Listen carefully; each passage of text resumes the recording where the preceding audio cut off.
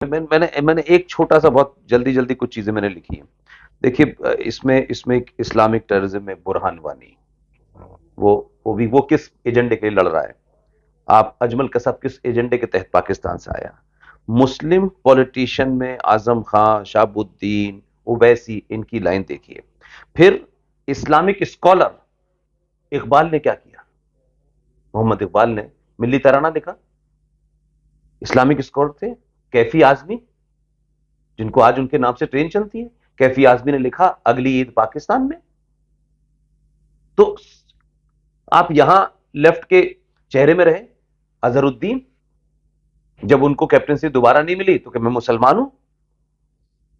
तो ये आपको नहीं लगता है कि लुटेरा, डाकू, मर्डरर, छोटा चोर, बड़ा चोर, इस यूनिवर्सिटी में बैठे हुए, स्पोर्ट्स में बैठे हुए, सब जगह का एक ही एजेंडा है?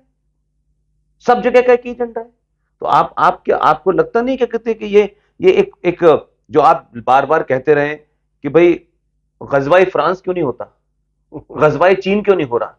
अगर ये है तो उसके सब ये कंपोनेंट है sir. Atiq is not just a criminal, उसने लूटा और फिर ये दिया जा रहा है कि सर उसने मुसलमानों को मारा होगा, हमसे क्या मतलब है? अरे भाई, जब आप क्राइम में होते हैं, जी। क्राइम में होते हैं तो आपका जो क्राइम सिंडिकेट होगा, आप केवल मुसलमान से ही तो काम नहीं करवा सकते ना। उसमें तो आप उसमें राजनीतिक को भी साथ में रखेंगे। उसमें आप हिंदुओं को भी रिक्रूट करेंगे। ताकि आपका उससे एजेंडे उससे क्या, हमने ये कब कहा कि वो हिंदू क्रिमिनल नहीं हो सकता है? लेकिन हिंदू क्रिमिनल हाँ, होकर के हाँ। किसी गजवाए हिंद का लेकिन एजेंडा वो नहीं चलाता लेकिन सर। लेकिन उसको ये नहीं मालूम होता, वो सिर्फ क्राइम सिंडिकेट में है। लेकिन गजवाए हिंद का जो ये मैंने वही कहा जो आप ठीक है जिसकी ना, तरफ इशारा कर रहे हैं। गजवाए।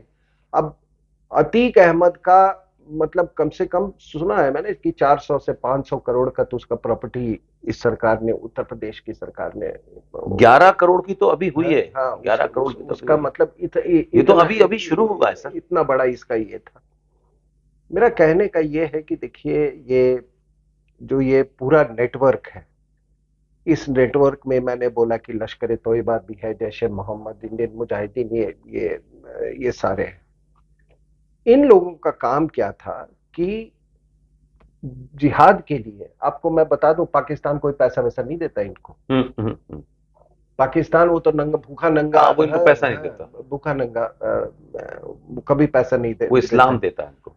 हाँ, वो इस्लाम भी हम ही उनको देते हैं, हम ही देते हैं उनको। ये देवबंद, ये सब जितने ये नालायक जगह है ना, ये सब तो देवबंद तो यहाँ भी है, देवबंद की ब्रांच वहां भी, तो ब्रांच भी है। जब जमायते इस्लामी वो सब अहले हदीस, बस वो जमीन का फर्क है, बाकी तो फिलॉसफी तो एक ही है। अहले हदीस। यहाँ पे क्या है, और मैं शायद 3-4 साल हो गए, मैं इन सब चीजों पे नोट करके एक डायरी, मतलब एक मेंटेन करता हूँ। उसमें मैंने एक कहीं मैंने किसी रिपोर्ट को मैंने दर्ज किया था कि आईएसआई से इनको एक और ये आया था कि अब हमसे कभी ये फाइनेंशियल सपोर्ट की उम्मीद मत करो, ठीक है? तुम माले गनीमत, मुझे उस समय मालूम भी नहीं था कि ये माले गनीमत क्या होता है, वो भारत के अंदर से ही उगाओ। समझ रहे हैं? तो माले गनीमत का आप देखिए, माले गनीमत आपको मालूम है कि जिहाद में जब भी कोई युद्ध में ये होता है तो युद्ध के बाद ये तो जो लूटता है सामान जो उसको आपस में बांटा जाता है। आपस में जो बांटते हैं, और वो किस रेशियो में बांटा जाएगा मैंने आपको बोला है कि इनके इस्लामिक स्क्रिप्चर्स में, इनकी मजहबी ग्रंथों में लिखा हुआ है, ठीक है ना? नहीं उतनी जितनी इतनी युद्ध हुए, बिल्कुल प्रोफेट मोहम्मद के जमाने भी, उस जमाने भी हिस्सा बांटा था। बिल्कुल, वो कुरान शरीफ में लिखा हुआ है कि इसकी बांट कैसे होगी। तो ये कुछ नहीं, ये चाहे अंसारी हो, चाहे अतीक अहमद हो, ये बाकी हो, ये माले गनीमत करके एक अपना ये आईएसआई का ये नेटवर्क, ये जिहादी नेटवर्क चला रहे थे।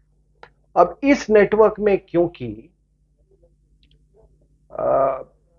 पॉलिटिशियंस को भी फायदा दिखा, और ये तो मैंने बोला ना, ये जितने राजवंश वाले हैं ये घटिया है। ये किसी किसी संस्कार के ये थोड़ी लोग हैं, ये तो घटिया मानसिकता वाली लोग लोग हैं। इनको राष्ट्र और इससे क्या लेना देना। तो ये लोग उस पूरे जो प्रोजेक्ट है उसका हिस्सा बन जाते हैं। अब आप बताइए, और मैं एक बात बता देता हूं आपको जी कि ये मत समझिएगा और ये कोई ना समझे कि ये जो पॉलिटिकल पार्टीज हैं इनको बात समझ में नहीं आती। इनको ये समझ में नहीं आती कि ये अतीक अहमद और अंसारी का फाइनल एजेंडा क्या है, शाहबुद्दीन का। ये सब जानते हैं। अगर ये जानते नहीं होते तो बिहार का मुख्यमंत्री पाकिस्तान क्यों जाएगा?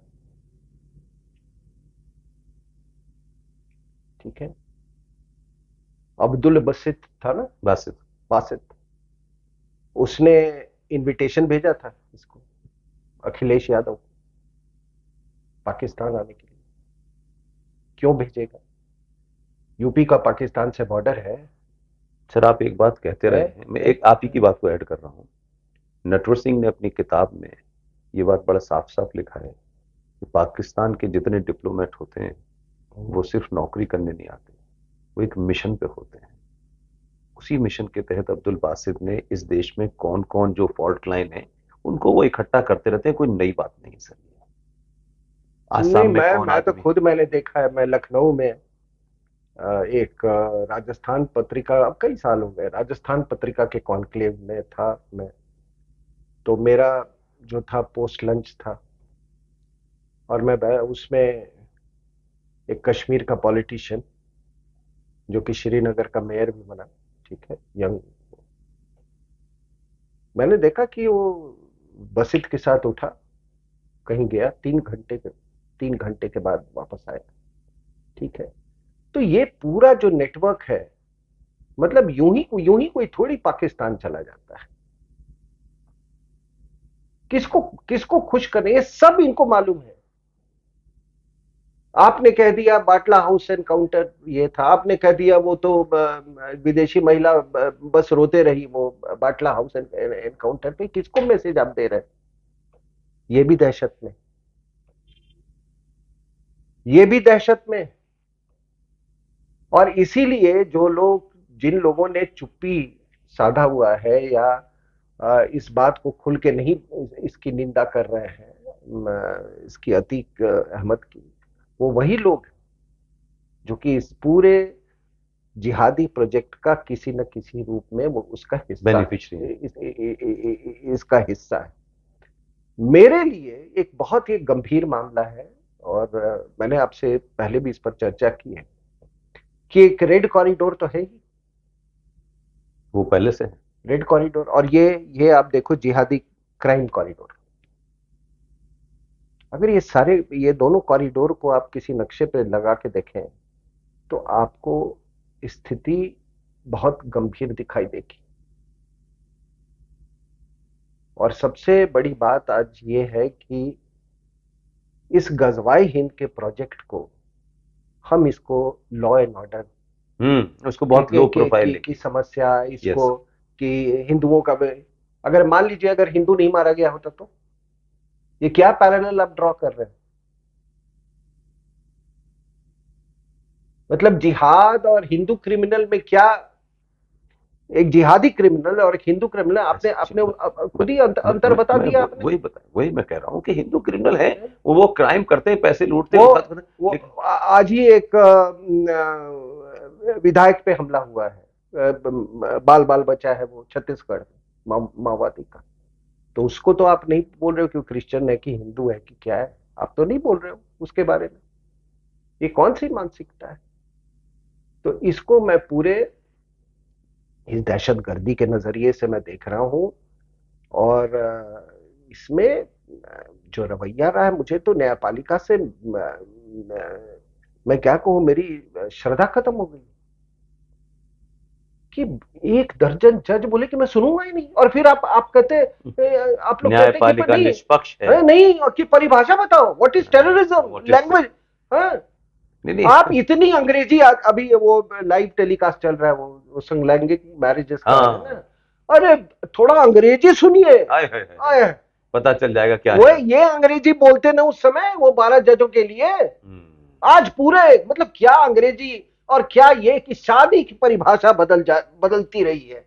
ये बताएंगे। नहीं नहीं, वो बोला जा रहा है वो पूरा देश देख रहा है ना इनको, वही तो मैं कह रहा हूं ना। कि शादी की परिभाषा बदल रही है। तो बोलो क्या मैं बोलूं, फिर लोगों के बाप की भी परिभाषा बदल रही है कि बाप कौन होगा, बिल्कुल बिल्कुल, उसकी भी परिभाषा ये बदल सब रही कुछ है। बदल देंगे, यही तो भगवान है, और कौन है? इन्हें भगवान की तरह मान लिया गया, ये भगवान है। और आपने एक बात कहा पुष्पेंद्र जी, आपने इकबाल का जिक्र किया। इकबाल ने पाकिस्तान बनाया, जिन्ना ने नहीं बना, या यू आर राइट।